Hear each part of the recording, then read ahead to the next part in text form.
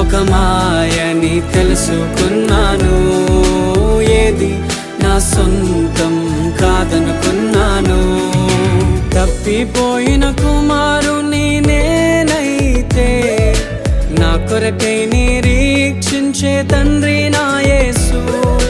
తప్పిపోయిన కుమారుని నేనైతే నా కొరకై నిరీక్షించే తండ్రి